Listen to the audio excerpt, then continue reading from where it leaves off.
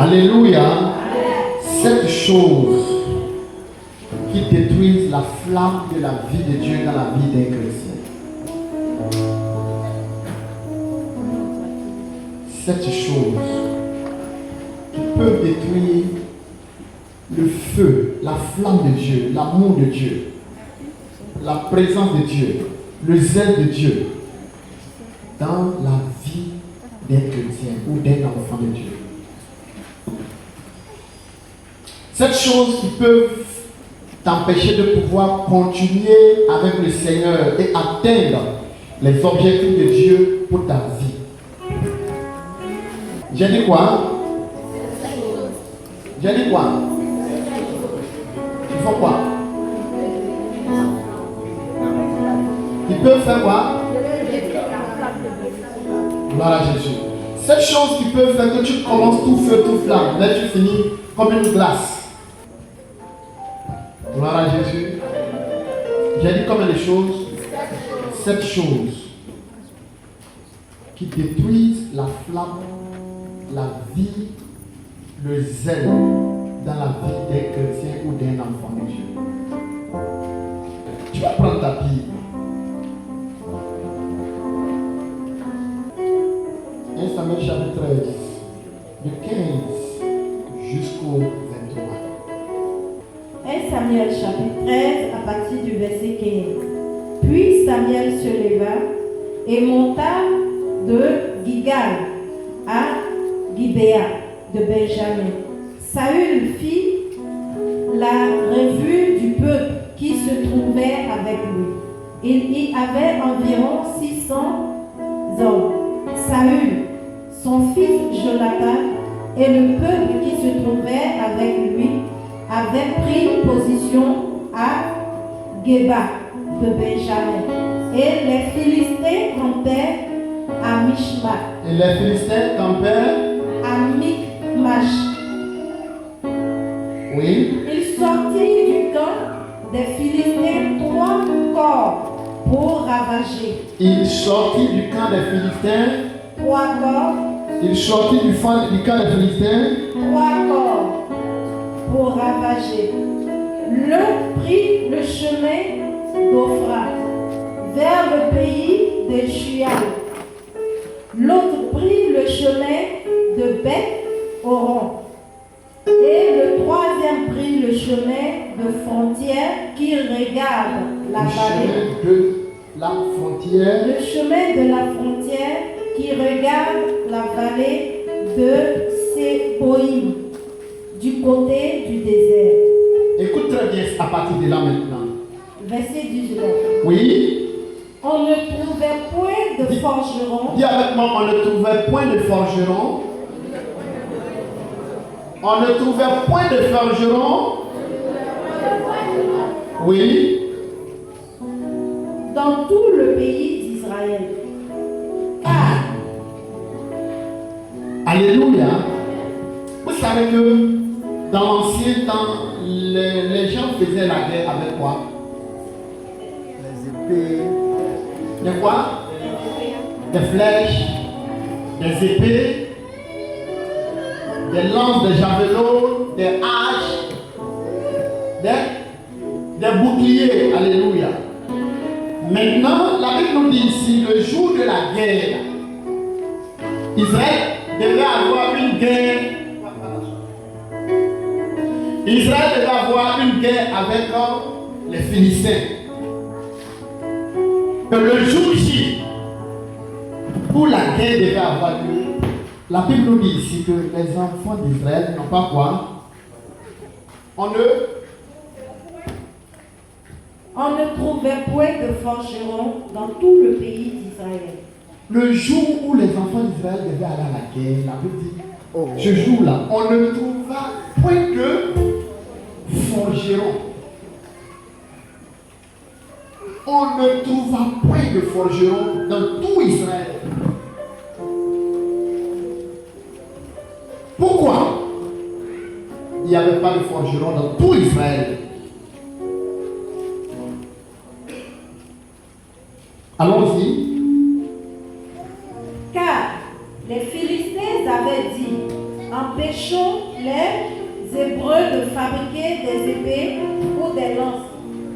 Alléluia. Avec quoi on fait la guerre? En ce temps, avec quoi on faisait la guerre? Hein? Avec des épées. Et qui sont ceux qui forgeaient les épées? Les forgerons. Donc, les Philistins ont dit quoi? On va faire en sorte qu'il n'y ait pas de forgerons dans le pays. On récupère tous les forgerons du pays. Si on réussit à récupérer tous les forgerons du pays, le jour où on aura une guerre avec eux, ils seront sans armes.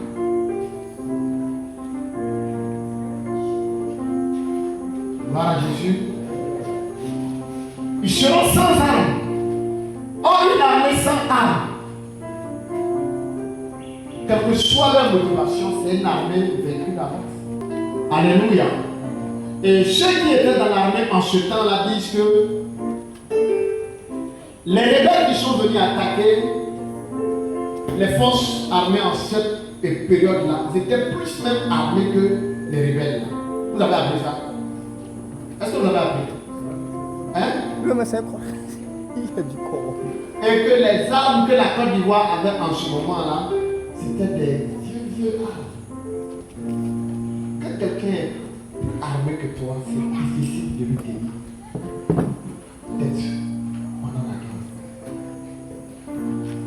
La meilleure manière d'empêcher quelqu'un de pouvoir te résister quand tu vas entrer en guerre avec lui, c'est de tout faire pour ne pas qu'il sache, pour ne pas qu'il soit préparé pour la guerre. Le monde comprend l'importance de la louange, de la musique. Le monde comprend l'importance que les chants jouent, la musique joue dans le culte. Et c'est pourquoi le diable fait tout pour retirer tous ceux qui savent chanter de l'église. Parce qu'ils sont une arme. Ils sont une arme. Quelqu'un peut chanter. Et puis quand on finit, même avant de pouvoir passer à la prédication, ton problème est réglé. Souvent même quand quelqu'un est en train de louer, d'adorer le Seigneur, toi-même tu te sens inspiré. Or même on peut prêcher, puis tu n'as même pas envie qu'on prêche. Gloire à Jésus. Alléluia. Alléluia. Est-ce que tu comprends? Donc continuons. Le verset 2. Regardez. Et chaque homme en Israël descendait chez les Philistins pour aiguiser. Chaque homme devait faire quoi? Descendre Où? chez les Philistins. Quand il devait entrer en guerre, c'est chez eux seulement. Chez les Philistins, chaque homme en Israël descendait chez les Philistins pour aiguiser son soc, son noyau, sa hache et sa perche. Verset 21.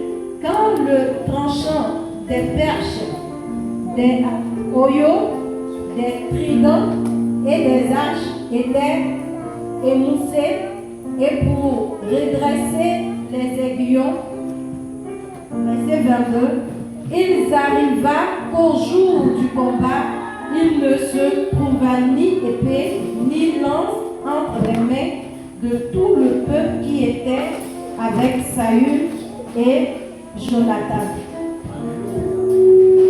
La Bible nous dit ici que les Philistins ont retiré tous les forgerons d'Israël.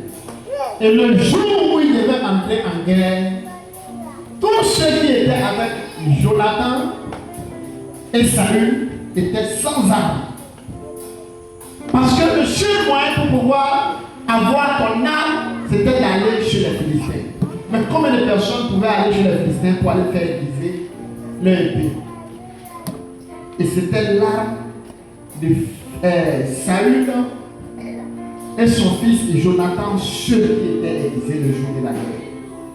il y a des choses que quand le diable sait qu'il prépare une guerre contre toi spirituellement, il y a des choses que quand le diable sait qu'il veut faire contre toi, il commence partout. Il y a des choses qu'il commence à t'enlever d'abord. Il y a des choses que quand le diable veut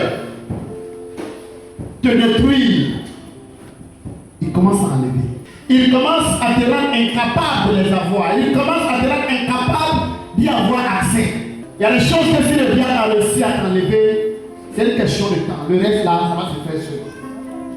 Et ce sont ces choses-là que nous allons voir ce matin. C'est-à-dire, il suffisait que n'importe qui se lève, il pouvait venir vers ce peuple-là. Parce qu'ils n'étaient pas armés. Ils n'étaient plus armés. Le point numéro 1, la vie de prière. Un chrétien à qui l'ennemi réussit petit à petit, à plonger dans une vie de distraction, il va lui enlever sa vie de prière. Et quelqu'un qui perd sa vie de prière, tu peux ne pas avoir de problème, tu peux ne pas sentir d'attaque, tu peux ne pas avoir de difficultés pour lesquelles réellement tu sens l'envie de prier actuellement. Tout va bien. L'attaque que l'ennemi veut t'envoyer, il ne va pas envoyer ça maintenant parce qu'il sait que actuellement, s'il essaie de t'attaquer, ça ne va pas arriver. Parce que tu continues à prier. Mais, comme il sait que c'est la vie de prière qui fait ta force, il ne viendra pas t'attaquer quand il sait que tu pries. Il va tout faire pour t'enlever ta vie de prière. Et comment t'enlever ta vie de prière? Il va chercher d'autres moyens pour t'occuper, pour t'entraîner dans la distraction. Il peut utiliser ton téléphone pour te retirer ta vie de prière. Il peut utiliser ton entourage pour t'enlever ta vie de prière. Un peuple qui perd sa vie de prière, le diable n'a même plus besoin de venir lui-même attaquer ce peuple-là. Ce peuple-là va s'entre-déchirer eux-mêmes. Ils vont se détruire eux-mêmes. Une maison dans laquelle on ne prie pas est une maison vécue d'avance.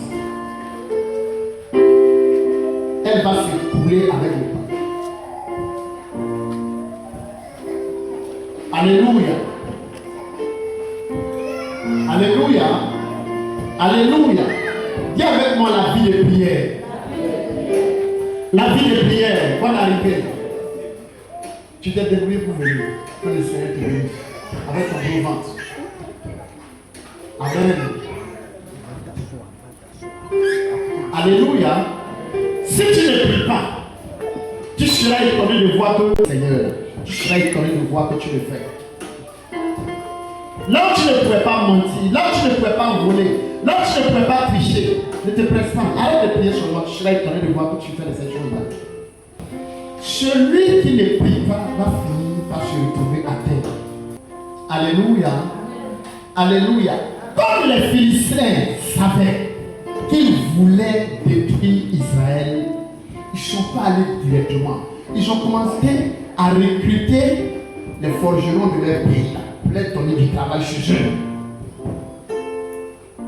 Prends ta vie de prière que tu vois là, prends ça au sérieux.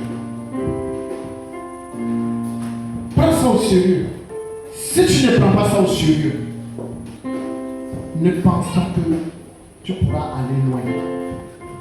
C'est pourquoi le Seigneur Jésus a dit, veillez et priez afin que vous ne tombiez pas dans la tentation. Quand on ne prie pas, même quand on est tenté, on ne sait même pas que c'est une tentation. On trouve ça normal. On trouve ça normal. Même le péché, on trouve le péché normal. Je causais avec quelqu'un, je suis allé en voyage, et puis il y a une dame. On avait travaillé ensemble. Et puis, moi je devais aller dans une autre localité. Et puis la dame m'a demandé de la déposer. Oh, où elle devait partir, puis où moi je devais partir là. C'était pas le même chemin. Donc, quand je suis monté dans la voiture, elle m'a demandé, pasteur, tu peux me déposer tout le temps. Et puis quand elle m'a arrêté, j'ai mis clim là en marche. Quand j'ai mis la climatisation en marche, l'Esprit de Dieu m'a dit que ce que tu viens de faire, tu es en train de préparer la soeur à la séduction. Tu vas la séduire. peu clean là. J'ai dit, je ne vais pas là-bas. Du coup, c'est comme ça que ça commence.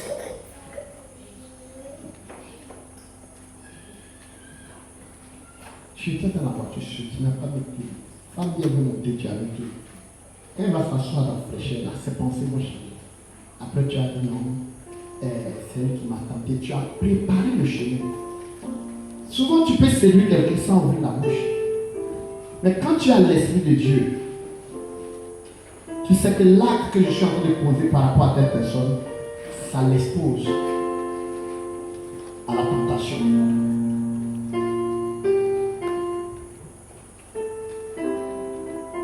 Amen. Hier, j'étais allé chez quelqu'un. Il a trouvé que leur cours est clôturé. Et puis, la clôture à un côté, les gens ont forcé le passage là-bas, ils ont essayé de casser. Et puis, c'est par là-bas, les gens passent. Oh, la porte là est là-bas. Donc, moi aussi, quand j'allais, j'ai voulu passer dans le petit trou là pour entrer. Et puis, la voix m'a dit, sûrement que la personne à qui a bâti la cour n'est pas contente que les gens passent là, parce que ça va agrandir le passage. Mais par respect pour toi, tu as passé les barrières. Mais si c'est toi, tu allais parler. C'est que tu ne veux pas qu'on te fasse. Ne fais pas les choses. J'ai laissé. Pasteur, j'ai dit non, je suis allé passer par la porte pour entrer. Je n'ai rien dit parce que je savais ce que moi-même là, c'est passé dans ma tête. Veillez et priez afin que vous ne tombiez pas dans la tentation. Parce que la prière fait que ton esprit se réveille. Quand quelqu'un, tu entends quelqu'un dire non, j'ai péché, il est tombé il y a longtemps. Il cherchait là où il va te coucher maintenant pour dire qu'il est totalement tombé. Sinon, il est tombé il y a longtemps.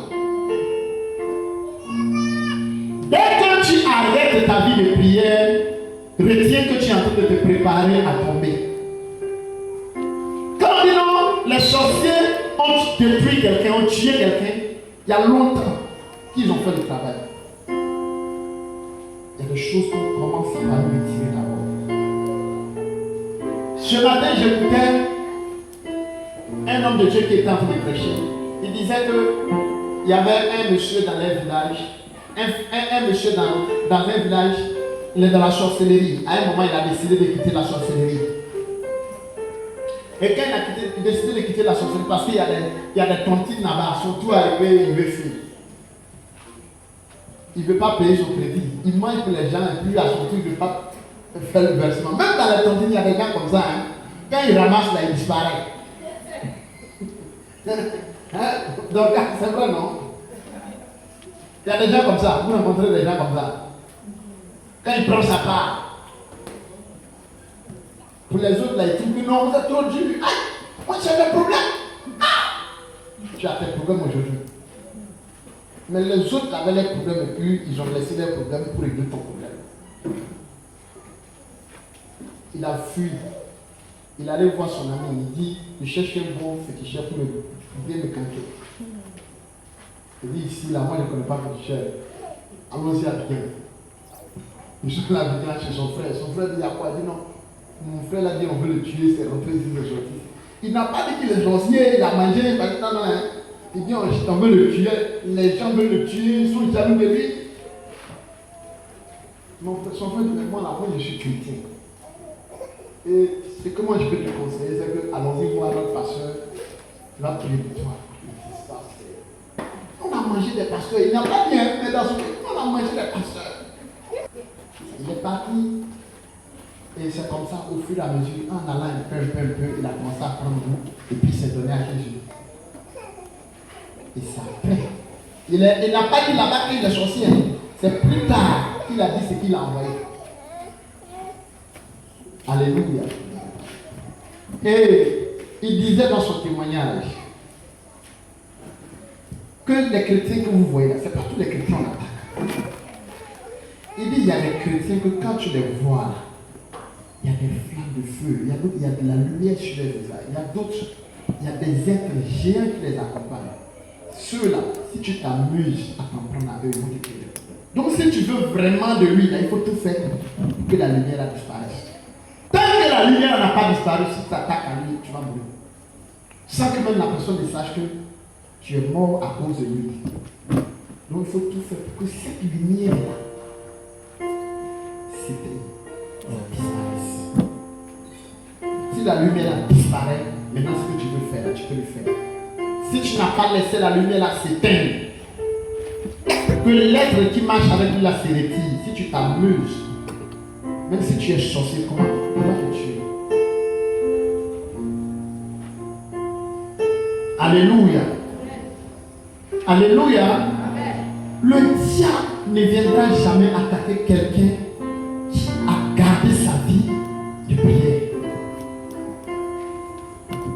Une maison dans laquelle on prie continuellement Jésus. Une maison dans laquelle on invoque fréquemment le nom de Jésus. Personne ne peut pratiquer la sorcellerie pour se sentir à l'aise. Il faut qu'il y ait toujours des scandales, des frustrations. Il faut qu'il y ait toutes sortes de choses pour t'amener à un moment à céder. Pour qu'il puisse prendre le dessus. Donc le premier point, la première chose que l'ennemi cherche à enlever à quelqu'un, à cause du combat qu'il prépare pour la personne en secret, c'est la vie de prière. La vie de prière. Gloire à Jésus. Et l'un des moyens pour enlever la vie de prière à quelqu'un, c'est la distraction. Aujourd'hui, il suffit que tu aies une bonne connexion. Tu vas reporter ta vie de prière. Reporter. Il y avait les amis pour prier à 2h, à 4h. C'est le lendemain. Il suffit que tu aies quelqu'un avec qui, quand causer comme ça, c'est intéressant.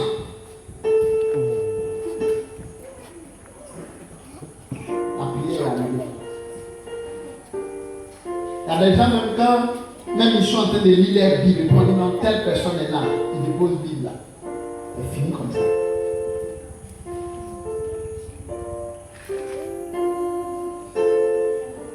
Gloire à Jésus. Alléluia. Il y a avec moi deuxième point. Le manque de méditation de la parole de Dieu. Le manque de lecture de la parole de Dieu. Le manque de méditation des Écritures. Quand quelqu'un ne médite pas les Écritures, ça rend son esprit faible. Est-ce que vous comprenez? C'est pourquoi il dit, dans Josué, il dit que ce livre de la loi ne s'éloigne point de toi, ne s'éloigne point de ta bouche, médite-la jour et nuit. Et c'est alors que tu réussiras dans toutes tes entreprises. Le secret du succès se trouve dans la méditation continuelle et fréquente des Écritures. Quand quelqu'un ne médite pas les Écritures, son esprit va sécher. Ton esprit, ça va commencer à sécher. Donc quand tu n'as pas le temps pour méditer la parole de Dieu, quand tu n'as pas un temps dans ta vie, chaque jour, pour te frotter aux Écritures, à la parole de Dieu, bye bye. Tu es bien parti pour finir dans une casserole à quelque part. Médite la parole de Dieu. Fréquemment médite. Continuellement médite. Frotte-toi aux Écritures. Frotte-toi à la parole de Dieu chaque jour.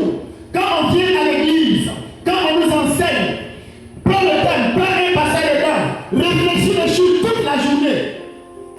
Si tu laisses ton esprit vide, le diable va te donner d'autres sujets de réflexion. Il va te donner d'autres problèmes sur lesquels tu vas bien réfléchir. La méditation de la parole donne de la force à notre âme pour surmonter les difficultés. Quelqu'un qui médite la parole de Dieu, spirituellement son esprit est réveillé. Il ne cède pas facilement à la tentation.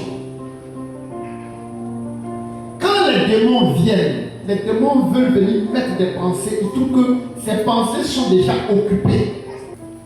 Si tes pensées ne sont pas occupées, le diable va les occuper. Médite la parole de Dieu. Médite la parole de Dieu. on lit la Bible, même le Seigneur Jésus, la Bible dit à 12 ans, il partait au temple pour aller écouter. Or, pour méditer, il faut écouter. Mais si tu n'écoutes pas la parole de Dieu, tu ne médites pas la parole de Dieu. Quand je dis, il faut lire, c'est pourquoi écouter. Parce que ce que tu lis, c'est ce que tu écoutes. Et après avoir écouté, maintenant tu médites. Si tu ne lis pas la parole de Dieu pour pouvoir méditer la parole de Dieu, le diable va te prendre comme ça, il va t'occuper avec lui sa parole. Quand les gens seront en train de causer là-bas, ça va devenir ton sujet de méditation de la journée. Quand les gens seront en train de causer de leurs bêtises, ça va devenir ton sujet de méditation. Ne passe jamais une seule journée sans avoir pris la parole de Dieu. Lire, écouter, méditer. Souligner, là où il faut souligner. 1 heure pour méditer, pour lire la parole de Dieu, pour méditer. Mais ils connaissent toutes les adresses des prophètes. Tous les carrefours dans lesquels on peut trouver des hommes de révélation et de réma. Tu vas périr. Tu vas sécher. Dis à ton voisin, si tu fais comme ça, tu vas sécher. Dis-lui. Tu vas sécher. Il y a des choses qu'un pasteur ne pourra jamais te prêcher, qui vont pouvoir t'orienter clairement. Et dans la méditation de la parole de Dieu, Dieu va te donner des orientations claires. Alléluia. Le troisième point. Dis avec moi le troisième point. Suivre sans but. Si tu suis, si tu nous suis et que tu n'as pas de but, quel que soit le feu, quelle que soit l'onction qu'on te transmet, ça ne va pas t'aider. Quelle que soit la puissance qu'on te donne, ça ne va pas t'aider. Parce qu'on reçoit pour le but. On recherche par rapport au but qu'on veut atteindre. Quand nous lisons la Bible, Élisée a fait 27 ans avec Élie en tant que disciple. Le jour où Élie lui a demandé, bon, qu'est-ce que tu veux? Il dit, je veux la double portion de ton onction. Il pouvait dire, bon, moi je suis là, je suis un suiveur. Quand on sait ce qu'on veut, ce qu'on recherche, c'est difficile de laisser notre feu s'éteindre. Et on travaille à ça parce qu'on a un but qu'on poursuit. Même quand les gens pensent que tu t'es perdu, mais tu sais ce que tu fais. À un moment, les gens étaient en train de parler pour décourager Élisée. Mais Élisée savait qu'il voulait la notion qui était. Qu'est-ce que toi tu cherches? Si tu es convaincu que c'est le ciel que tu cherches, il y a des choses qui ne vont pas te distraire. Alléluia. J'ai écouté l'histoire un jour, un pasteur qui dit, il y a une maman qui est venue me voir, pasteur, je vais quitter l'église. Elle dit, non, les femmes à l'église, elles me regardent comme ça, elles parlent comme ça. Le pasteur, c'est pour ça que j'ai quitté l'église. Elle dit, oui. Bon, il faut t'apprendre demain, tu demain, tu viens. Je vais prier. Alléluia. Vous savez combien de fois les gens ont mis les enfants à l'école et puis des enseignants les ont violés? Tellement entendu quelqu'un dire, moi mon enfant ne va plus à l'école. Mais à l'église là-bas, les gens ne sont pas accueillis, ils ne viennent plus à l'église. Je suis allé à l'église là, on ne m'a même pas bien accueilli. Mais quand tu vas à l'hôpital et puis les infirmières ou les sages-femmes là, non, non, calmez.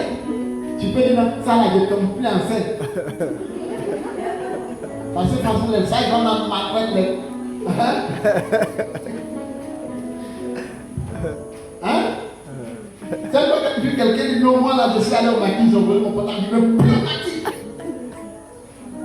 Hein? Quand le diable te veut, là, ici c'est qu'il va tout faire pour enlever dans tes mains, dans ta vie, pour pouvoir bien t'écraser. Et tu vas commencer à te justifier, à raisonner, pensant que c'est les autres le problème. Ce n'est pas les autres le problème, c'est le diable toi qui cherches. Hein? L'église. Les pasteurs m'ont fait, ils ont blagué, ils ont bouffé mon argent. Quel concours que tu as payé pour ton enfant, ils ont bouffé l'argent. Or, tu cherches encore d'autres tuyaux. C'est toi, tu cherches les bons réseaux encore. Alléluia. Et quand tu es allé au travail, puis ton patron t'a parlé mal, ça sera tu dis au travail, à cette heure-là. Et puis tu parles d'une manière. Mais demain, il va dans tout. Parce qu'il y a ça là. Money. Oh, si tu viens à l'église, après le culte, le pasteur t'a pas salué. Je sais que le pasteur là n'aime pas. Tu es venu chercher à du pasteur. Oh, si c'est au travail, on dit non, mais de toute façon, ton patron là te parle mal. Tu ne peux pas démissionner. Il dit, je suis pas venu pour chercher par moi, est-ce que tu cherches mon argent? Quand on sait ce qu'on veut, on se donne les moyens pour y arriver. Le problème, c'est que les gens sont venus se promener à l'église. Sans objectif, sans vision. Quand le diable fait en sorte que tu sois sans vision, même le Dieu, tu vas trouver que ça dure. C'est quand tu n'as pas de vision que celui qui s'assoit pour prêcher, ou bien celui qui vient pour chanter là, tu regardes ses orteils, qu'ils n'ont pas coupé. Il y a c'est quel film de tissu, ils ont pris beaucoup de sa Jésus. Et puis même là, ses cheveux n'étaient pas bien peignés. Voilà, et toi tu remarques tout ça. Et puis le pasteur qui prêchait, son micro n'était pas bien chargé. Quand on est sans objectif, toi, tu vas à l'hôpital, non? Quand tu vas à l'hôpital, j'ai une fois vu quelqu'un qui allait s'asseoir à l'hôpital en train de regarder la peinture de l'hôpital. Même si c'est dans Sikoboa, quand on le reçoit, pourvu qu'on est très libre, quitter là. Mais quelqu'un qui vient, qui dit non, la soeur là-bas, le fait de ne pas avoir d'objectif fait qu'on ne peut pas garder ce que Dieu a mis en nous. Et voici comment le diable fait. Le diable fait que les gens sont là, mais ils n'ont aucun objectif. On dit aucun objectif. Ils n'ont aucun objectif avec Dieu. C'est-à-dire pour eux, là, on vient de les auprès de l'objectif. C'est-à-dire pour eux, c'est ça leur vie chrétienne. Pour eux, ça, la vie chrétienne, c'est je cherche une église où je vais, je prie, je viens à la maison. Non, tu ne peux pas réussir comme ça. Quel est l'objectif que tu veux atteindre dans le Seigneur? Et c'est en fonction de ça que tu cherches. Quand on lit la Bible et puis nous lisons l'histoire de la maman de Samuel, on l'appelle Anne. C'est ça? Anne, elle était au temple en train de prier, en pleurant. L'homme de Dieu rentre là-bas, il la traite de prostituée, ivrogne. Et puis quand tu lis bien, malgré qu'ils l'ont traité de prostituée, ils l'ont traité d'ivrogne, elle a répondu comment? Elle dit non, mon Seigneur. Mais si c'est toi, tu as dit monsieur, je ne te permets pas. Elle savait pourquoi elle était là.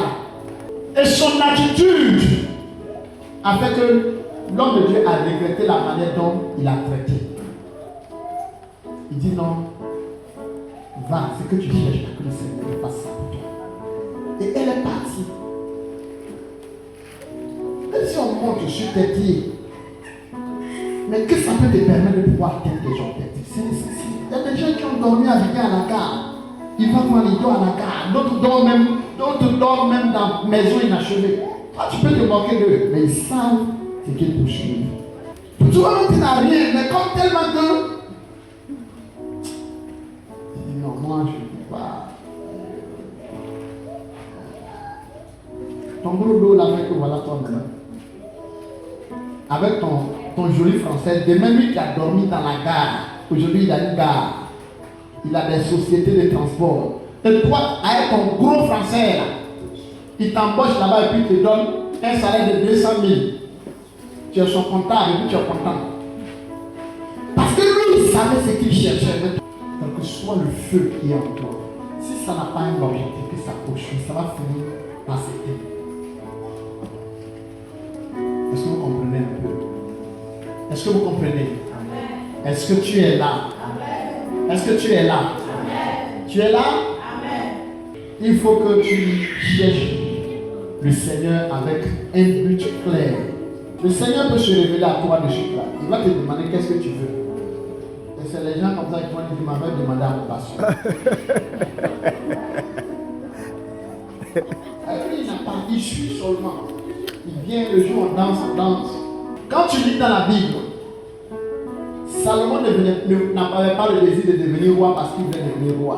Il voulait devenir roi parce que pour lui, il a senti un besoin dans le peuple d'Israël. Donc c'est pourquoi même dans son rêve, quand le Seigneur s'est révélé à lui, il savait ce qu'il voulait. Mais il y a des gens, s'ils dorment un peu, on les demande.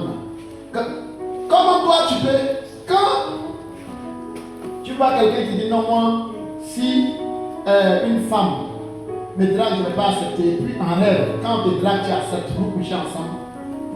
Ça veut dire déjà même là, il y a problème. Il y a problème. Ce qu'il avait en esprit, ce qu'il avait dans son cœur, même dans son rêve, on lui a demandé ce qu'il a dit.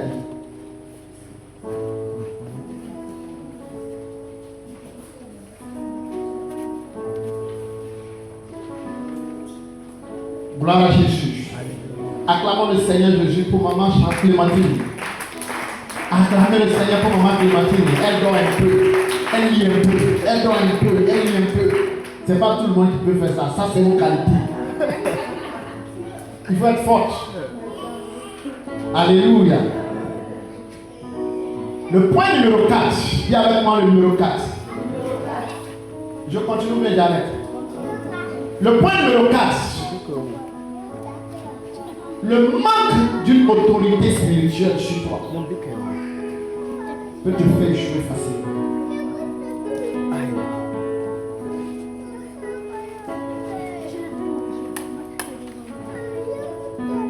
Quelqu'un m'a dit veut marier une soeur. La soeur n'est pas dans notre église. Je suis allé voir la soeur, je lui ai demandé qui est ton pasteur. Elle m'a dit. Je lui ai demandé, mais à l'église, qui te suit? Elle dit, on va à l'église comme ça. Donc il n'y a pas quelqu'un qui te suit, qui t'encadre. On ne connaît pas ça, on va aller, on prie, on rentre à la maison.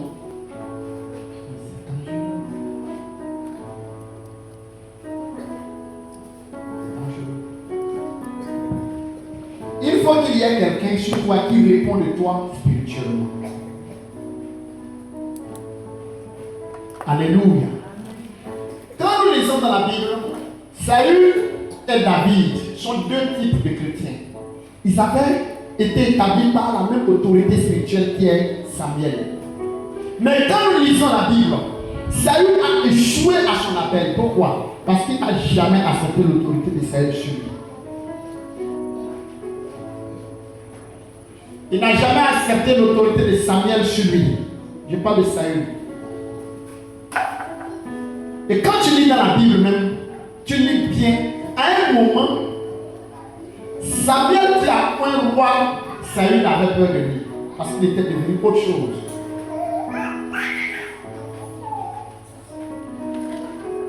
Mais quand tu lis la Bible, David a gardé le même cœur, la même attitude envers Samuel jusqu'à sa mort. On ne réussit pas comme ça. Pour réussir, il faut avoir une autorité spirituelle établie chez toi. Quelqu'un qui peut parler sur ta vie. Quelqu'un qui peut t'orienter. Quelqu'un qui peut te dire arrête-toi. Quelqu'un qui peut te dire prie. Quelqu'un qui peut te dire jeûne. Quelqu'un qui peut te dire tu as dormi où. Quelqu'un qui peut te dire tu fais quoi. Si le diable réussit à enlever ça là sur ta vie, tu auras des armes, mais tes armes ne sont pas aiguisées. L'autorité sur la vie d'une personne. Ma soeur, c'est pas bon. Amen. Si tu n'as pas une autorité spirituelle sur ta vie, tu es dans le problème. On peut te voir croyant que tu es vivant, mais tu ne vis pas. Spirituellement, tu es en danger.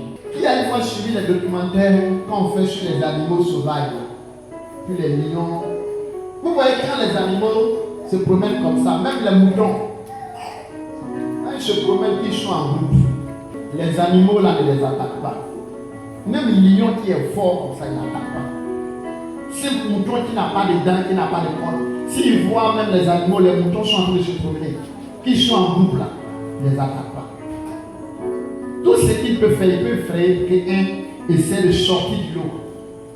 Tous ceux que le diable attaque, c'est des gens qui se voient comme indépendants. Alléluia. Quand tu commences à devenir indépendant spirituellement, le diable te prend automatiquement ici. Tu ne rends compte à personne. Tu peux voyager seulement on constate que tu n'es pas là. Tu peux ne pas venir à l'église. C'est toi, on doit courir après toi. Si tu es un nouveau converti, à un moment, ça se comprend. Mais quand tu n'es pas nouveau, tu te mets en danger. David était plus fort que Samuel. Les guerres que David a fait, on ne peut pas. Samuel n'a pas fait le calme. Mais il a toujours respecté l'autorité de Samuel. Et après Samuel, il y a eu Nathan, le prophète. Pour dire quoi? Même c'est Nathan qui est venu dire à Samuel et à David que tu as péché. Dieu. Si c'était Saül allait le faire tuer. Et comme on sait que c'est comme ça son caractère, même quand tu le sois qu'il a péché, tu ne viendras pas le dire, on le laisse comme ça. Parce que lui, pour lui, aucune autorité à part Dieu est établie sur lui. Et Dieu seulement lui connaît. Donc un monsieur comme ça, on le laisse avancer. Donc quand le diable te guette, il t'enlève toute autorité sur ta vie.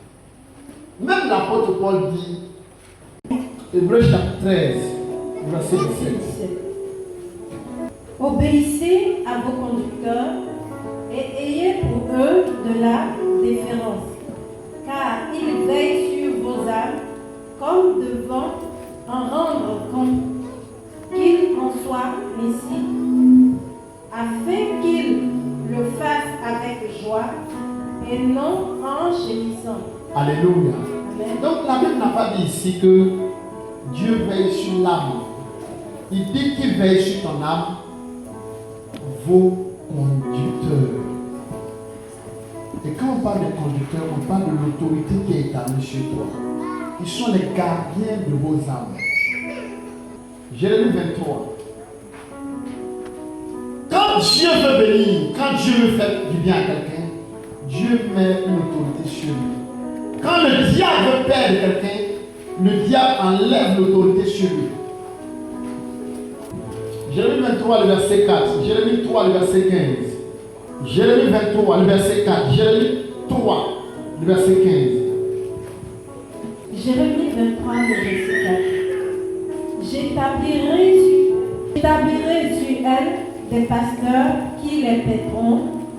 Elles n'auront plus de crainte, plus de terreur, et il n'en manquera aucune, dit l'Éternel. Alléluia. Amen.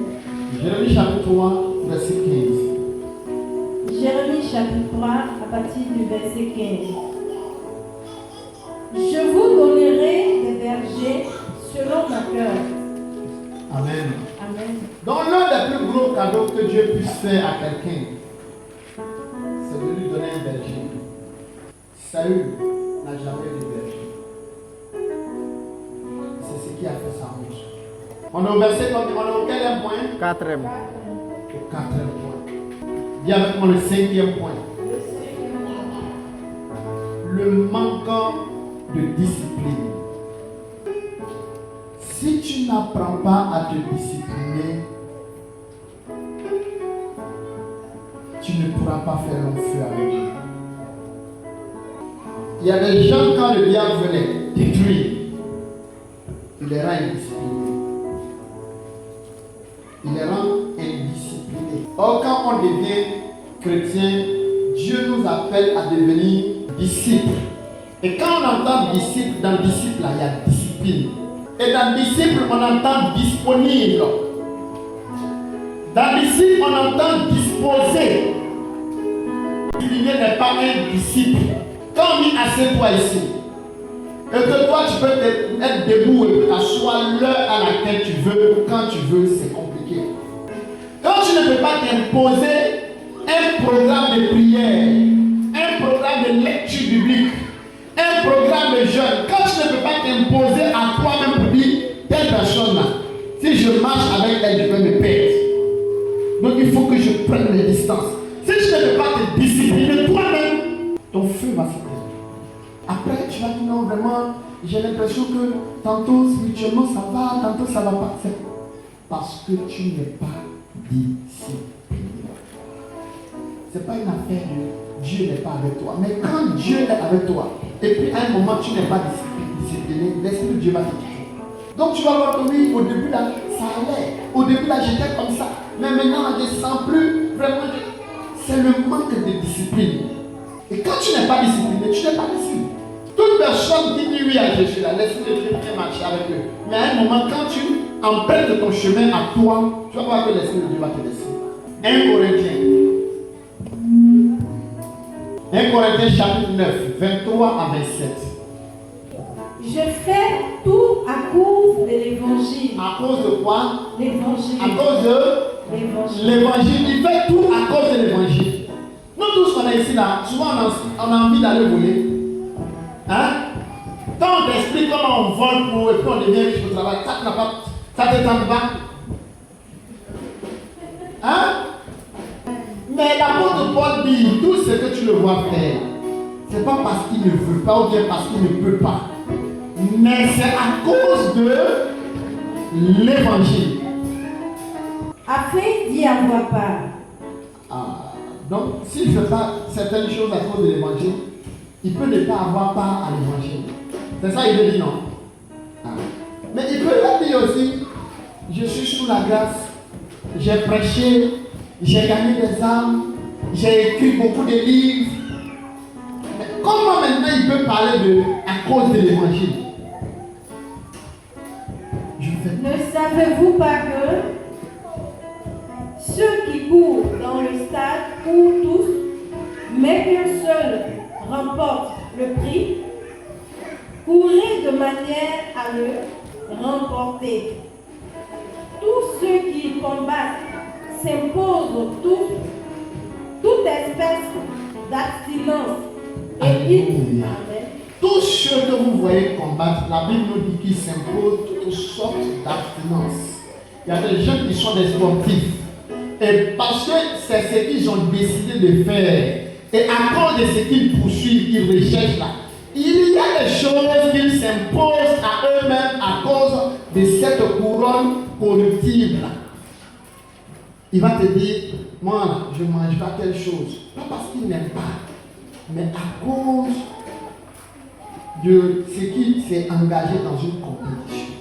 On ne peut pas garder le feu que Dieu nous a donné. On ne peut pas garder l'esprit que Dieu nous a donné. On ne peut pas garder l'onction que Dieu nous a donnée. On ne peut pas garder la présence de Dieu qui nous a donné si on n'est pas discipliné.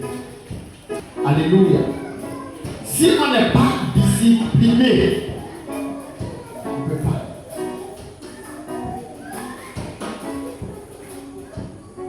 Oui, allons-y. D'abstinence, et ils le font pour obtenir une couronne corruptible. Amen. Amen. Il dit qu'ils le font pour obtenir une couronne corruptible. Une couronne même qu'on peut la doubler pour donner à quelqu'un d'autre. Mais malgré qu'ils savent ça, ils s'imposent certaines règles. Mais faisons-le pour une couronne incorruptible. Merci. Mais donc, moi Amen. donc, amen. Oui, allons-y. Moi donc, je cours non pas pour l'aventure, je frappe non pas comme battant l'air, mais je traite durement mon corps et je le tiens assujetti de peur d'être moi-même rejeté après avoir prêché aux autres. Amen. Amen. Donc, il s'impose une certaine discipline à cause de l'objectif qu'il poursuit. Amen. on ne peut pas réussir à garder certaines choses que Dieu nous a données sans discipline. Si on veut tout faire, on ne pourra jamais atteindre le résultat que Dieu a donné. Le point numéro combien? 6. Le refus d'écouter et d'obéir au Saint-Esprit. Quelqu'un peut refuser d'écouter l'Esprit de Dieu. Quand l'Esprit de Dieu lui parle, il refuse. L'Esprit de Dieu va plus te parler. Le Saint-Esprit n'est pas un boy. Ou c'est quand tu as besoin de mariage, maintenant tu lui dis Saint-Esprit, révèle-moi qui est ma femme. Mais quand le Saint-Esprit dit ne touche pas ça là, tu touches. Quand le Saint-Esprit dit ne regarde pas là-bas, tu regardes. Mais le jour où toi tu es dans tes trucs, là tu l'as, lui n'a qu'à venir t'orienter. Ça marche comme ça. Soit c'est lui, soit c'est pas lui. Donc quand quelqu'un vient au Seigneur, puis il reçoit l'Esprit de Dieu, quand tu n'obéis pas, l'Esprit de Dieu va se retirer de toi. Alléluia. Alléluia. On a déjà enseigné dessus sur le jour où le Seigneur Jésus a été baptisé. Quand le Seigneur Jésus a été baptisé, la Bible dit que le Saint-Esprit est descendu sur lui sous la forme d'une colombe. Alléluia. La Bible n'a pas dit qu'il y a une colombe qui est descendue sur Jésus et sur cette colombe-là, c'était le Saint-Esprit. Non. Il n'a pas dit, quelqu'un peut nous lire. Matthieu chapitre 3. Oui. Verset 16. Dès que Jésus eut été baptisé, il sortit de l'eau et voici les cieux s'ouvrir et il vit l'Esprit de Dieu descendre comme une colombe et venir sur lui. Quand on lit la Bible, le Seigneur Jésus dit qu'il viendra comme un voleur. Un voleur. Alléluia. Est-ce qu'il va venir casser nos portes pour entrer? Quand la Bible nous dit que le Saint-Esprit est descendu comme une colombe, ça ne veut pas dire que le Saint-Esprit là, c'était un oiseau qui était venu sur Jésus. Alléluia. La colombe est un animal qui est doux. La colombe est un animal qui est rapide. La colombe est un animal qui n'aime pas le bruit, qui n'aime pas le désordre. Donc, la forme sur laquelle le Saint-Esprit est descendu là, la rapidité avec laquelle le Saint-Esprit est descendu sur lui, c'est pourquoi on dit qu'il est venu comme une colombe. Sinon, ce n'est pas l'oiseau qui est venu. L'oiseau n'est pas venu se poser sur lui. Comme de la manière que vous voyez dans les films, on baptisait Jésus et l'oiseau est venu se poser sur lui. Ce n'est pas comme ça. L'oiseau n'est pas venu. Le Saint-Esprit est venu. Les gens n'ont pas vu. Mais le Saint-Esprit est venu rapidement sur lui dès qu'il a été baptisé. Et quand le Saint-Esprit est venu sur lui, le Saint-Esprit l'a conduit dans le désert pour qu'il soit tenté. Et là-bas, l'Esprit pouvait le quitter. Alléluia. Alléluia. Donc quand on reçoit l'Esprit de Dieu sur nous, quand on ne sait pas marcher, il peut se retirer. Et il dit dans sa parole, il dit son esprit ne prend pas plaisir. Et quand son esprit ne prend pas plaisir, il se retire. Quand Dieu, son esprit ne prend pas plaisir dans la vie d'une personne, son esprit se retire. Ce n'est pas une affaire de j'ai ma carte de baptême, je suis calme, je suis. Non. Et quand l'Esprit de Dieu se retire de la vie d'une personne, tu seras étonné de voir ce que la personne est devenue. L'onction peut ne pas se retirer. Parce que l'onction, c'est un don. Les dons spirituels peuvent ne pas se retirer. Parce que Dieu ne se répand pas de ses dons. Tu peux forniquer, imposer les mains aux malades, ils vont guérir. Tu peux aller commettre l'adultère, tout ce que tu veux. Et puis prophétiser. C'est un don. Ça, c'est différent du Saint-Esprit. Quelqu'un peut avoir le Saint-Esprit et puis ne manifester aucun don. Et quelqu'un peut ne pas avoir le Saint-Esprit et puis manifester tous les dons. Parce que le Saint-Esprit, quand lui il est là, c'est le cœur qui l'a fait. Jean chapitre 16, il dit, quand le Saint-Esprit, le consolateur sera venu, il convaincra. Donc le Saint-Esprit, quand il est dans la vie d'une personne, il fait travail en ce qui concerne le péché, la justice, le jugement. Mais quand on perd l'Esprit de Dieu, on peut garder les artifices de la religion. C'est-à-dire, comme tu sais comment les chrétiens se comportent, comme tu sais, quand tu as fait tu sais comment tu te comportes, tu peux garder toujours cette même façon de faire, mais l'Esprit de Dieu n'est plus là. Tu vois, comme le Saint-Esprit, quand on cherche sur toi, tu sais, ainsi pas. Voilà, comme tu connais là, même quand il va là, tu peux continuer à faire ça. Mais il n'est pas là. Quand il était là, de toute façon, tu portais des grosses robes, tu étais toujours dans les habits manches longues. Comme quand il était là, c'est ce que tu faisais, puis tu sais. Donc même quand il s'en va, tu peux continuer à le faire. Mais dedans, là, tu es vide maintenant. C'est un tombeau qu'ils ont fait caroler. Mais dedans, là, c'est pourri. Donc les gens qui ne voient pas à l'intérieur, qui regardent à l'extérieur, ils pensent que l'esprit est toujours là. Or, l'esprit n'est pas là. C'est le tonneau vide qui est là. L'exemple de Saül. Quand Saül, Dieu a averti Saül une fois, deux fois, Saül ne changeait pas. La Bible dit que Dieu a retiré son esprit. Mais Saül est resté toujours sur le trône. Mais il n'avait plus l'esprit de Dieu. Et il ne faisait faire que des dégâts partout où il passait. Parce qu'il n'avait plus l'esprit de Dieu en lui. Il sentait que les gens ne le supportaient plus. Les gens ne voulaient plus de lui comme roi. Parce que c'est l'esprit de Dieu qui est établi. Quand l'esprit de Dieu est parti, le cœur des gens s'en va. Tu sens que les gens, l'amour qu'ils avaient pour toi, c'est parti. Quand les gens te voyaient, ils étaient contents de toi. Tu sens que c'est parti. Perdre l'esprit de Dieu.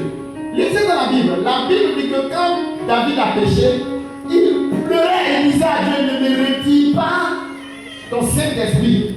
Il n'a pas dit ne me retire pas ton onction. Il dit ne me retire pas ton Saint-Esprit. L'onction, quand tu as reçu l'onction, tu as l'onction pour toujours. Ça peut ne pas grandir. Mais si tu entretiens, ça va grandir. Mais le Saint-Esprit, tu peux perdre le Saint-Esprit le même jour que tu l'as reçu. Parce qu'il est comme une colombe, il peut partir. S'il y a du bruit, s'il y a du désordre, il peut partir te laisser. Donc, David a compris ça. C'est parce que Saül avait perdu le Saint-Esprit qu'un autre esprit est venu s'installer.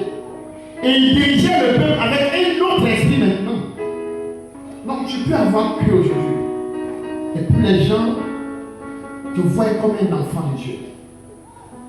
Et puis dans la suite des temps, on constate que c'est une autre personne. Tout simplement parce que tu n'as pas été sérieux avec toi-même. Quand tu joues avec le péché, le péché n'est jamais fort. Le péché se glisse comme un serpent, doucement. Un serpent peut rentrer ici sans qu'on sache. Jusqu'à il va venir là. Il rentre doucement sans faire de bruit. Alléluia. La vie chrétienne, ce n'est pas une affaire de pasteur, de fidèle, c'est une affaire de cœur et d'esprit. Chacun connaît le niveau où il est avec Dieu. Tu peux paraître, faire semblant, mais toi tu sais. Donc tu es là, l'esprit de Dieu, tu n'as plus. Mais tu es accroché maintenant à la religion. C'est le nom chrétien là. Tu as pris ce paragraphe pour se cocher ça sur toi. Sinon, dans le fond, tu es un païen. David priait, dit Seigneur, ne me retire pas. Ne me retire pas ton Esprit Saint. Ne me retire pas ton Esprit Saint. Mais nous, aujourd'hui, quand on a péché, Seigneur, que mon don spirituel ne se retire pas. Mes dons spirituels. Parce que ça, c'est des choses qui frappent à l'œil. Alléluia. Alléluia. C'est pourquoi tu entends dire non. Mais on a trouvé telle personne en enfer. Tel nom, il a en enfer, il a trouvé tel pasteur, il a trouvé tel frère. On dit, mais ici, il a fait ça, il a fait ça, il a fait, mais il n'avait plus l'esprit de Dieu. Comme il sait comment on fait maintenant, là, il faisait. Il sait comment préparer un message. Il sait comment prendre un thème et puis enseigner dessus. Il sait comment manifester l'onction. Quand tu sens l'onction, ça ne se manifeste plus. Tu entres dans un moment de jeûne, de prière. Dis ouais, l'onction est là, mais est-ce que l'esprit de Dieu est là?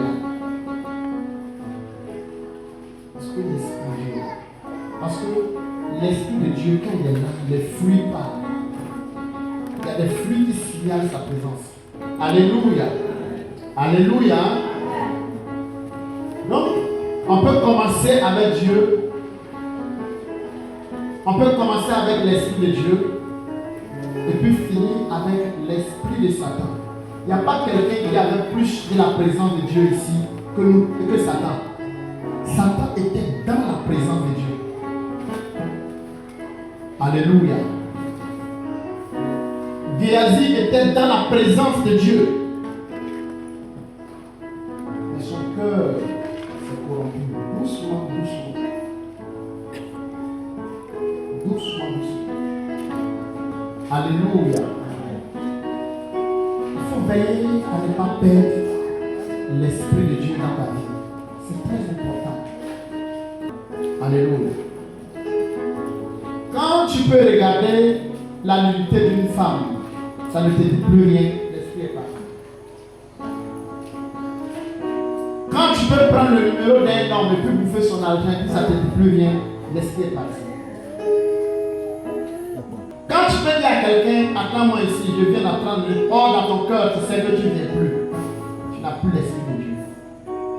Parce que quand tu as l'esprit de Dieu, il y a des choses que quand tu fais, ce n'est pas la personne que tu regardes. C'est l'esprit qui te convainc que ce que tu fais, c'est mauvais. Donc tu ne regardes pas la personne. Mais quelqu'un qui regarde aux gens pour poser de bonnes actions, c'est un païen. Alléluia. Alléluia. J'ai dit quoi? 7 points. 7 points. Si le diable réussit à mettre la main sur l'un de ces points-là, tu es foutu. Quel que soit le combat, quel que soit l'esprit qui va envoyer contre toi, il va finir par te mettre à terre. Tu vas te retrouver à terre. Si tu perds l'esprit de Dieu, le diable n'a même pas besoin de se déplacer pour venir. Il peut envoyer simplement un vigile pour te taper. Et ta vie va se terminer. Il reste quoi? Le 7e point. Quand le diable réussit à endurcir ton cœur au point où tu peux te justifier dans le péché, quand tu prends plaisir au péché, le diable est fini. Ce qu'il n'arrivait pas à faire dans ta vie, Dieu va faire. Alléluia. Quand vous lisez la Bible, vous entendez la doctrine de Balaam. Vous entendez ça? Dans l'Apocalypse, il parle de la doctrine de Balaam. Qu'est-ce que Balaam a fait? Vous n'avez pas lu dans la doctrine de Balaam? Oui. Dans l'Apocalypse. Il faut lire. Va dans l'Apocalypse, il faut demander la doctrine de Balaam. Ils vont t'expliquer. La doctrine de Balaam, c'était un prophète où il y avait un roi qui s'appelle Balak qui avait le voir pour dire, dans Nombre 23, il dit, maudis-moi ce peuple-là. Nombre 23, il dit, on ne peut pas maudire un peuple que Dieu a béni. Il dit, faut les maudire, je vais te donner l'argent. Il dit, on ne peut pas. Un peuple que Dieu a béni, on ne peut pas les maudire. Il dit, mais ce peuple-là m'effraie. Ce peuple-là me fait peur. Or, les enfants d'Israël ne savaient même pas que eux, ils faisaient peur à quelqu'un, à quelqu'un. Eux, ils étaient là en train de se plaindre qu'ils n'ont pas l'eau. Où est Dieu qui les avait sortis de l'Égypte? Et puis nous, on est dans la... Oh, il y avait des gens qui ont là. Quand ils les voyaient comme ça, là, ils avaient peur d'eux. Je vais te donner tout ce que tu me demandes. Mais il faut me maudire. Il dit qu'on ne peut pas les maudire. On va essayer. Un jour, il est parti, il a vu le peuple, il s'est placé sur une montagne, il a commencé à regarder le peuple, il va venir prononcer des paroles de malheur. Quand il a ouvert sa bouche, qu'est-ce qui s'est passé? Il a commencé à la bénir. Il a commencé à prophétiser la bénédiction sur eux. Le gars, il arrête. Je t'ai appelé ici, là, c'est pour venir les maudire. Si tu ne peux pas les maudire, il ne faut pas les bénir. C'est pas moi, on n'arrive pas à les maudire. Vous savez que quand vous êtes dans la présence de Dieu, il y a des malédictions qui ne peuvent pas. Quand quelqu'un essaie de te maudire, tu es malade. Quand quelqu'un me dit, il suffit que... Je voulais vous donner un témoignage de votre papa. Il suffit que quelqu'un ait l'intention de te faire du mal. Ces problèmes commencent. Les problèmes commencent. Il dit avoir même l'intention. Il dit, Celui qui bénit Israël sera béni. Celui qui maudit Israël, c'est fini. C'est pas à toi d'aller t'asseoir pour dire ceux qui me maudissent, je vous maudis. Non, tu peux ne pas savoir, mais ils n'ont qu'à essayer. Leurs problèmes vont commencer. Amen. Ils vont rencontrer, ils vont trouver beaucoup de problèmes à cause de l'intention simplement qu'ils ont eue. Balaam et Balak ont voulu tout faire pour dire quand ils font, ça passe pas, ils font, ça passe pas. La Bible dit, Balaam elle a dit, ceux-là on ne peut pas les maudire. Mais je vais te donner un secret. Si tu veux que ce peuple-là soit détruit, leur Dieu les a interdits de prendre des femmes dehors. Donc, il faut laisser les femmes étrangères venir auprès des hommes d'Israël, des enfants d'Israël. C'est comme ça, il a fait que les enfants d'Israël ont commencé à aller coucher avec les femmes dehors et puis à venir dans le camp d'Israël. Et quand ils ont commencé ça, des fléaux bizarres ont commencé en Israël, dans le camp d'Israël. On ne savait pas d'où ça venait. Ils sont allés consulter l'Éternel. L'Éternel dit que c'est parce qu'ils sont allés prendre des femmes étrangères que lui il a envoyé des maladies. Il y a des fléaux, il y a des maladies, il y a des blocages qu'on constate au milieu de nous. Souvent c'est parce que quelqu'un a fait un peu quelque chose d'autre qui est contraire à ce que Dieu nous a recommandé. Et puis on ne sait pas. Donc quand ils ont consulté l'Éternel, ils ont pris des femmes étrangères. Et d'autres même, quand tu lis dans la Bible dit que d'autres sont allés les prendre même, et puis ils sont allés les prendre dehors pour les marier au milieu d'eux. Donc, tellement que c'était des responsables, d'autres étaient des responsables qui ont fait ça, Moïse ne pouvait pas parler. La Bible dit qu'il y a un gars là, on l'appelle Phiné. Phiné a pris machette, tous ceux qui ont pris des femmes étrangères, a commencé à les égorger. Et quand Phiné a commencé à faire ça, la Bible dit c'est là que les maladies là ont commencé à cesser dans le camp. Et Dieu a fait alliance avec Phiné dans la Bible. Parce qu'il dit c'est Phiné qui a discerné sa volonté. Parce qu'il savait que la volonté de Dieu, c'est qu'on ne fait pas ça. Et ceux qui ont fait, puis Moïse ne pouvait pas ouvrir la bouche là. Phiné s'est levé, il a réglé leur cas. Et c'est écrit dans la Bible. Il dit, et ils ont appelé ça la doctrine de Balaam. C'est-à-dire pour faire tomber un enfant de Dieu. Si tu ne peux pas le faire tomber, il faut le faire chuter. Si tu ne peux pas l'empêcher d'entrer dans sa bénédiction, si tu ne peux pas l'empêcher d'être béni, il faut le faire tomber. Si tu le fais tomber, ça va freiner le calendrier de Dieu sur sa vie fiable. Au lieu que ce soit toi le sorcier qui le maudisse, son Dieu même va le maudire. Ça s'appelle la doctrine de Balaam. Quand on ne peut pas attaquer quelqu'un et puis le vaincre, on met des stratégies pour le faire chuter. Toutes les églises que le diable voit que ça fait peur, c'est comme ça qu'il procède toujours. Il commence à faire tomber les têtes. La Bible dit que le péché ferme la bouche. Le péché ferme le ciel. Gloire à Jésus. Alléluia. Alléluia. Proverbe chapitre 7, de verset 37 à 38. On va arrêter là. Proverbe chapitre 7, le verset. Proverbe chapitre 8, le verset 32 à 36. Et maintenant, mes fils, écoutez-moi. Et heureux ceux qui observent mes voies. Écoutez l'instruction pour devenir sage. Ne la rejetez pas. Heureux l'homme qui m'écoute. Heureux l'homme qui m'écoute, qui veille chaque jour à mes portes et qui en garde les poteaux, car celui qui me trouve a trouvé la vie. Car celui qui me trouve la vie. La vie. Oui. Et il obtient la faveur de l'Éternel. Il y a quelque chose qui vient sur sa vie qu'on appelle la faveur. Dis avec moi la faveur. La faveur. Dis avec moi la faveur. La faveur. Il dit celui qui me trouve a trouvé la vie. Et il obtient ce qu'on appelle la faveur de l'Éternel. Alléluia. Qu'est-ce que c'est ce qu'on appelle la faveur?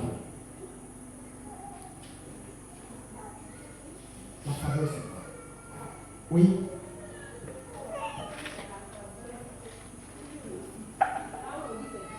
Non, quand on dit la faveur, quand tu as la faveur du président, par exemple.